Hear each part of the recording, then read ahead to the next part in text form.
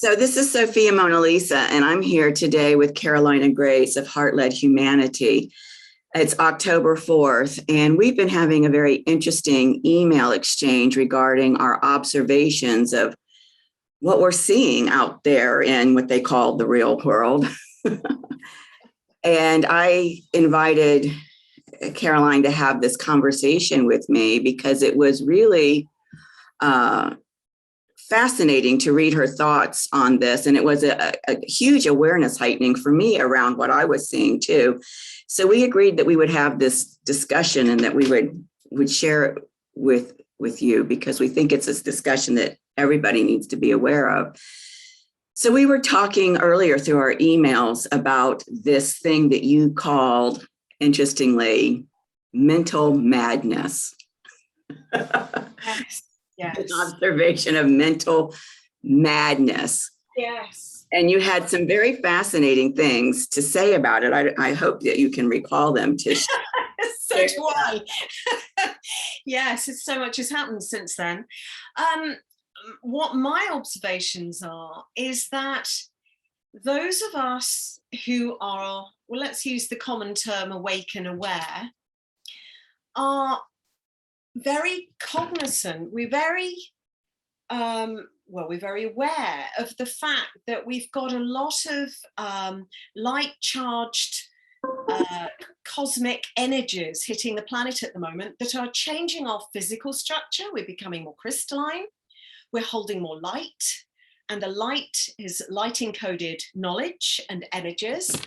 So those of us on a conscious path who are seeking to work with the evolution of humanity at this time for ourselves and for the benefit of humanity as a whole, are aware of we may be receiving symptoms, feeling symptoms, we may be experiencing changes of emotion, but we're very aware that that is highly probably linked to what is going on around us. Whereas those people who are not so awake and aware are receiving these highly charged energies, and they may not know that they are impacting them physically. So they're having symptoms too.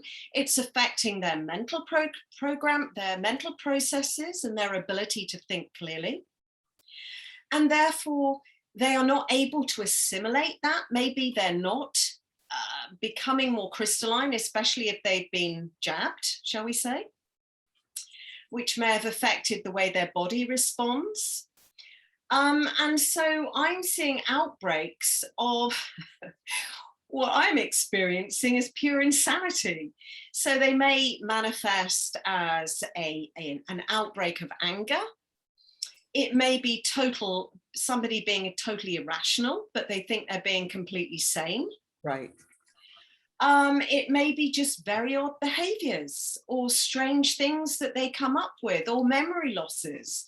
But for me, it's been incredibly palpable to see how this is happening and with whom it is happening, because it's very clear that there is a diverging path and who is on which. It's becoming increasingly clear by the day. So that's my experience. So what about you? And I first of all, I fully validate what you're saying and agree with that. And while I was observing it, I hadn't, because I live so much of my life in isolation. I live alone. I don't socialize a lot. I only go out to go to the bank, or, even now I get groceries sent in. So I have very limited access to the external reality. So while I was seeing it, I wasn't really like processing it and contemplating it until I recently had this jarring experience, and which you responded to with this observation. And I thought to myself, oh my God, she's absolutely right. This is a huge awareness heightening for me. And of course, you know me, I go back to the frequencies, what's going on to contribute to this. And you addressed some of that, which is absolutely what I would say a manifestation of. And with my kind of mind, I'm looking for, well, what instigated that? What was the catalyst of that? And so while you're calling it insanity and mental madness, the word that came to me around that, very much linked to how I work with the astrological frequencies, was breakdown in consciousness. And you've heard me talk about this. Yes. With astrological aspects. There are so many opportunities for breakthroughs in consciousness that we're being given. Yes. And like you said, if you don't have the capacity or the consciousness to flow with that breakthrough in consciousness, to assimilate that breakthrough in consciousness, then what happens is the opposite, a breakdown in consciousness. And I kind of align that with, you know, think about the potential of somebody to be a world-class pianist or a world-class tennis player.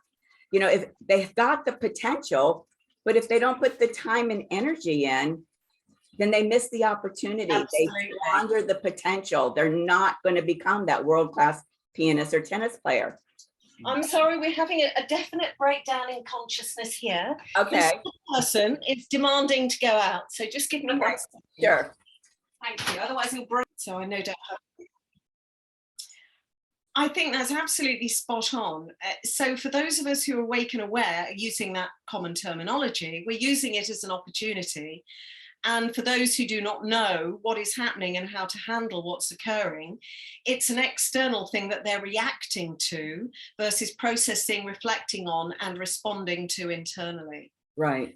And we do know that the those that may have succumbed to the jab, they have graphene oxide in them, or a component of that, which is acting as an antenna. So with the geoengineering going on and the electromagnetic frequencies that are being broadcast all the time in terms of moving our thought forms around and programming us, they are probably more also open to that kind of influence, in addition to everything else that's occurring naturally. Absolutely. Yeah. Absolutely. And for me, the timing of this kind of awareness heightening around this subject matter is just divine timing, because we've recently in September, I think it was the 23rd of September, we had the very last Mercury inferior conjunction of the air elemental years, which lasted over approximately 2 years. The very last one for all of the Mercury synodic cycles that happened over that 2-year period in the air element. Well, first of all, Mercury has to do with how you process, how you receive, how you integrate, how you communicate. The cosmic messenger, as I call Mercury, communicates to us on so many levels, communicates with our inner self, communicates with our higher self, communicates with our lower mind, communicates with our higher mind, communicates with the very DNA in every cell of our body. And this air element that we just had this final inferior conjunction in is related to the things that you're talking about, the 5G, the AI.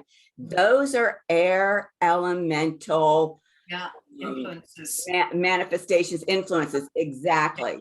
Yeah. So the fact that we just had that last inferior conjunction over this 2-year period, and now this awareness heightening around it, to me is divine timing to have this aha moment. Yeah, absolutely. And of course, our DNA is an antenna as well, isn't it? Receiver and transmitter of information. So exactly. And so it really, I can see this now when I look back at the work that we've been doing through the Galactic New Earth Project, that this has been kind of escalating, because I just want to share my screen here so that I can show this to you and read it directly. Back in January, when I was asked to do this Galactic New Earth Project by Sophia, part of the transmission that she sent to me is this paragraph here where she's talking about how through each of the gate activations from January through August, that she is birthing her light codes within us. And because the light codes are being birthed through each chakra, starting at the crown, going to the throat, the third eye, the throat, all the way down to the earth star chakra. She talks about how our personal light grid was being rewired. And of course, we engaged with this consciously. Even people that don't know anything about this was trying to unfold through them, where we were personally being rewired to align with her frequencies, and in the process, incrementally being disconnected from the dark matrix that this planet has been plugged into. And so she tells us that by the time we have that final activation, which we just had at the end of August at the Earth Star chakra, that our entire body will be now fully aligned with her frequencies, the Christos Sophia frequencies, and that we as humanity are going to be completely liberated from the dark matrix. And so she discusses that here. Well, think about this. You know, we know that the universe abhors a vacuum. When there's a vacuum, something has to come in and fill it. And so if we're being incrementally from January through August disconnected from the dark matrix, then of course her light is coming in to fill that vacuum. Now let's talk to the people about the people where they haven't been able to, through whatever choices that they've made or resistance that they have in their body, separation consciousness, they haven't been able to allow that light to come in to fill the vacuum of where they're being disconnected. Now, all of a sudden, August, humanity is liberated from the dark matrix. What are these people doing when they haven't been able to bring in the light to fill those places? This is the kind of that insanity that you're seeing, because yes, and also tying in beautifully with that is the fact, talking about heart-led humanity, these are the people that are completely caught up in their heads and their minds and their brains. They're totally reliant on their intellect to sort out viscerally the outside world. So they're looking for their external solutions, whereas we're being invited to go within to our hearts, to feel the shifts and the changes and to experience them, which is heart-led. Exactly. So it correlates beautifully. Right. And so now this has been even amplified since the end of August, because 2.5 weeks later, September 14th, the sacred feminine went into the underworld. About 10 days later was that inferior conjunction with Mercury that happens in the underworld, again, drawing us in. I can't tell you how many people I've heard from, and you're one of them, that has been telling me, there is no desire to do anything. I cannot get myself involved in these mundane day-to-day activities. I just want to be still and think about nothing and do nothing. And of course, that's the manifestation of these underworld frequencies, not only by the sacred feminine, but by the cosmic messenger. And so now here we are, disconnected from the dark matrix as of the end of August. Within a month, we've got all of this underworld energy that's alchemizing us. It's like, going into the fire. Think about when you're casting a piece of pottery and you have to put it into the fire, right? Into the kiln. Yeah. That's what's been happening to us. And honestly, it brings up such a deep level of compassion within me for these other people that have no clue what's going. The vision that I'm getting is like somebody that's cornered by a rat. Like they don't know what to do. The headlights, deer in the headlights. Deer in the head. In fact, I was just talking to our dear friend from the Galactic Earth, New Earth Project that lives down in Venice, telling me that she's dealing with people and she says they're brain dead. And all I can do is find myself saying things to them, to just one little something that will kind of like bring the lights on, and then notice the shift in how they respond in me, because there's so many brain dead people out there. And I thought, isn't this interesting? Caroline's talking about mental madness. She's talking about people being brain dead.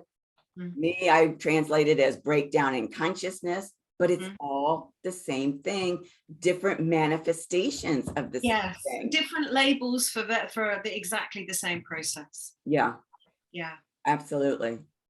So what are your recommendations?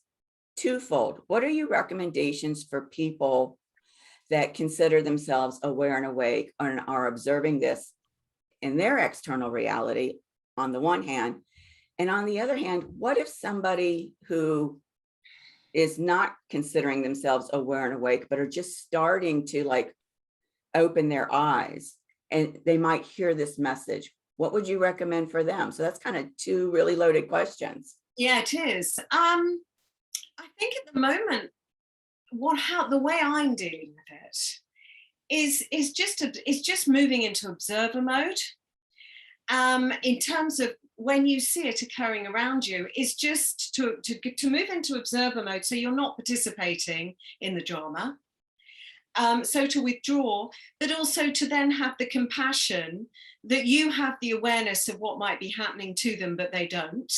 So we need to be more gentle, draw on our heart's wisdom and guidance, and be more gentle in our response to them versus a reaction. Yes. So not the typical knee-jerk, don't do that, etc. drama, getting sucked in, but really standing back, reclaiming our own power within coming back into our body, feeling ourselves, grounding ourselves, and then choosing who we wish to be in response to whatever it is that we're witnessing, making a conscious choice about who you choose to be from that compassionate perspective. Right. What was the other question? Well, can I just kind of respond to that first? Can I just grab the errant dog? If you'd like to just, thank you. He won't stay there. Apologies. I didn't mean to, be honest. Okay. We're having compassion for you. Definitely having a madness. Yeah. So first of all, I just want to reflect back to you that I absolutely agree with everything you just recommended. I mean, those are my go-tos as well. And I do want to provide a little space here to acknowledge that even those of us that consider ourselves awake and aware on the spiritual path, whatever you want to call that, we're in the fire too. Yeah. And observing that stuff can, not always, and be aware it can trigger our own, frequencies that are in separation consciousness. And so the thing that I'd like to share around that is that the same compassion, the same gentleness that you would have for the other person when you feel yourself being triggered, to have that same gentleness and compassion for yourself. And it can be challenging when you're being triggered to try to ground yourself, try to relax yourself, try to become a little more conscious around what's coming up within you. That's part of the process. And so be gentle with yourself around all of that as well. And I just shared with you a triggering experience I've had this afternoon with a family member. And I think once I've stepped back, one of the other things I ask myself is, what's the experience I'd like? Well, you have a wonderful saying, how do you make peace with that? Mm-hmm. But also, I would also try to add, what's the experience I'd like to have here? Very good. How would I like to feel about this? What would I choose if I could choose how I was feeling right now, an experience that would benefit me? What would that be? Right. So it's always coming back to us making a conscious choice versus getting drawn in and finding ourselves carried away without realizing that we've surrendered our authority, right, to an external environment. And I think it's Matt Kahn who says, what would love do? Mm-hmm. Right. And if you found yourself in the energy of love, how would love respond? But Right. for me, that's a bit ephemeral. I like to think about what's the experience I'd like to have. I would choose to respond to this. Right. And I love these questions that you pose because these are contemplative questions. They start to shift you from the lower mind into the higher mind. And when you shift from the lower mind into the higher mind, this is what's bringing you into your heart center so that you can contemplate and see what's coming through in response to that question that's created that crack to open you up and move into that space. Absolutely. And if you've experienced that, then it's obviously for a reason.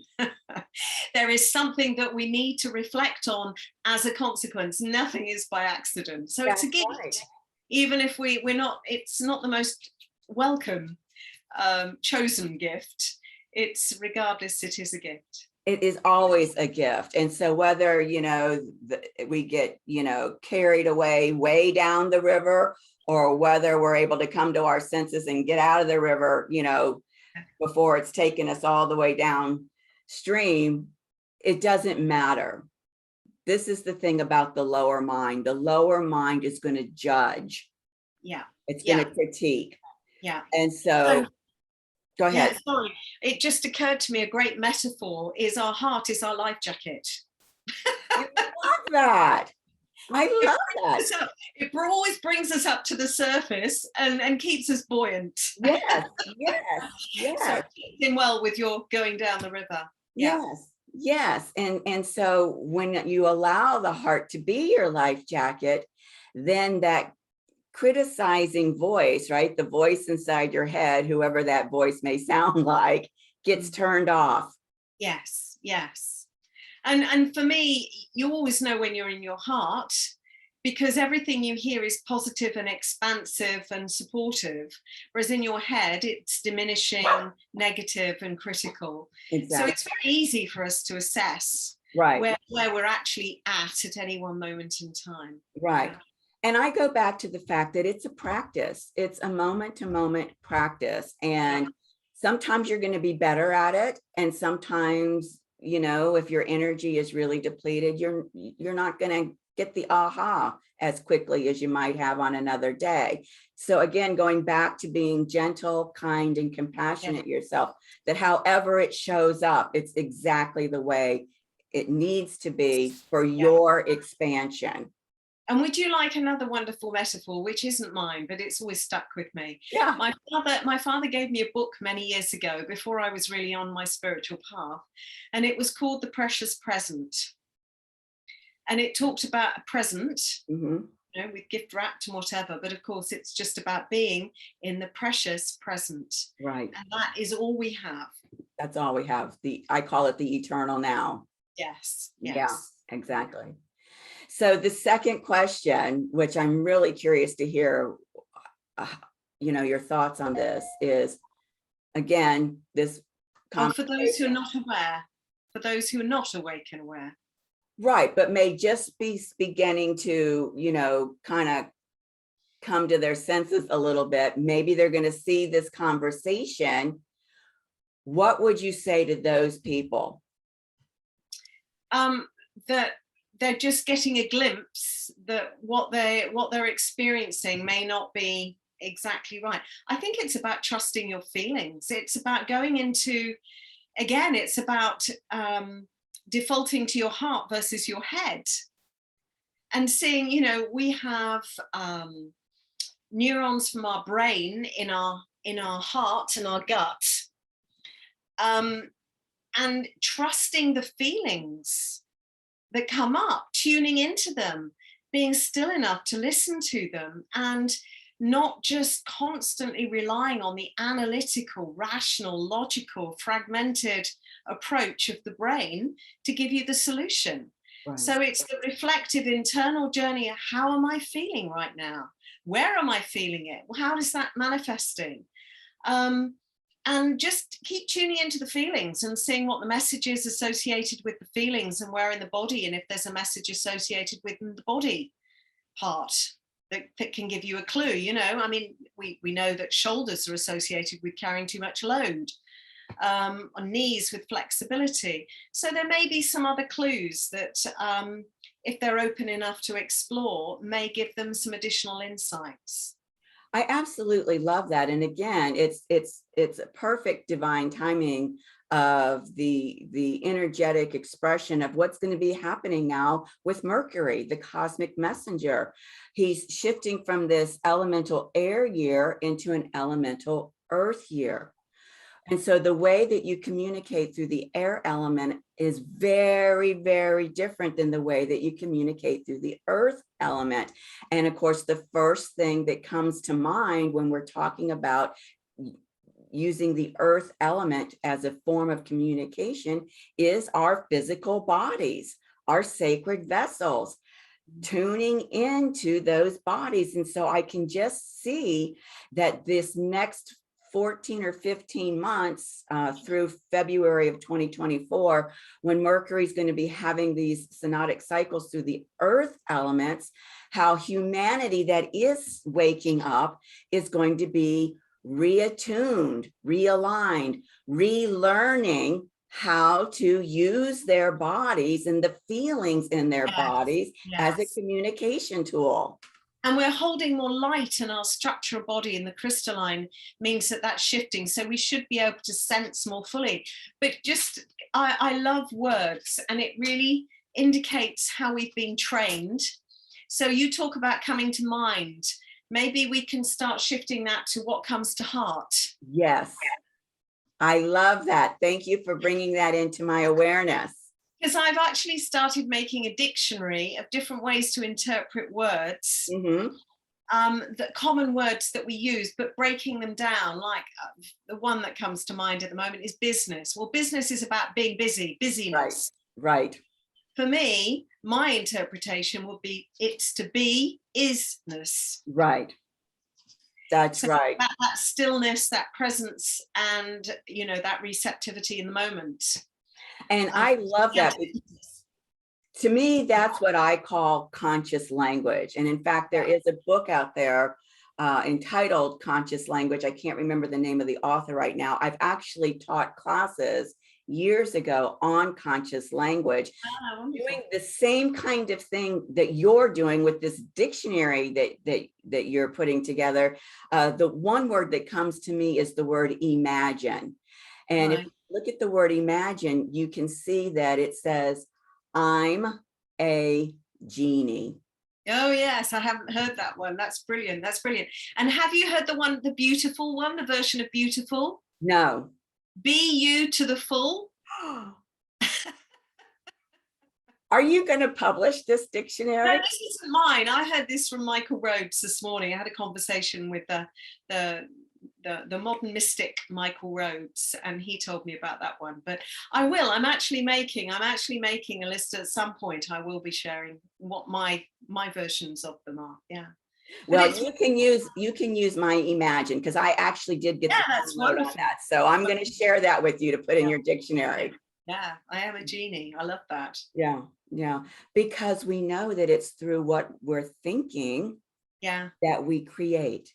Yes. And we use our imagination. Yeah. Imagination is not just some childish, play. It's a real superpower. But it's also not just what we're thinking, but what we're feeling. And the two together, one is electrical, the other is magnetic. Yes. When you put them together, it amplifies the power. That's exactly right. It's fantastic. Sorry, excuse the distraction. That's right. No, it's fine. So on this topic that let me put the light on so you can see me. So on this topic that we came together today to discuss in terms of what we're seeing out there that's unfolding through humanity, this insanity, this mental madness, this breakdown in consciousness, people being quote unquote brain dead.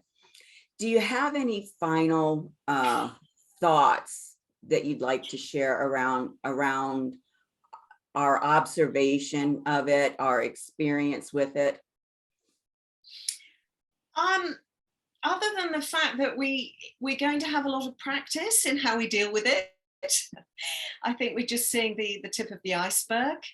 I think we will learn to just evolve our compassionate natures more fully. I'm hoping that we will, so that we can stand back and recognize and be the observer, and have that full compassion for the person that doesn't quite realize that what's triggering them externally is really an internal trigger that they're not yet paying attention to. Right. Right. I love that, because people have been so programmed to put their attention on what's happening outside of them, especially through the virtual reality with all of the social media, the news outlets, the this, that, and the other, that they do allow what they perceive outside of them to kind of run them and dictate them. And so the natural inclination would be that it's something out there Yes, that's making me problem. feel this way. Yes. And so the fact that you're bringing this awareness to that it's not anything out there, it's really a process that's unfolding within you. And that my favorite, I think it's my favorite saying, ever, and that's by Gandhi, which is, we cannot have peace in the world until we have peace within ourselves. Yes. It's so simple. Can you imagine if each of us in the world just managed to, or even, I don't know, 10% of us in the world just managed to spend time every day just feeling our inner peace? Yes. How that would, as a catalyst, shift what's Yes. happening on our planet. Exactly. And the thing about it is, from my personal experience, I know this to be true. You don't have to sit in meditation, 14 hours a day. It only takes 5 or 10 minutes. And within that 5 or 10 minutes, if you drop into that space for a minute, yes, the potency of that alignment moves mountains.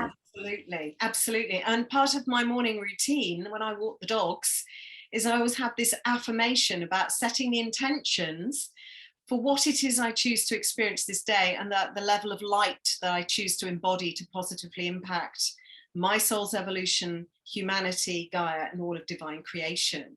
And that I'm a receiver, transmitter for divine love between heaven and earth.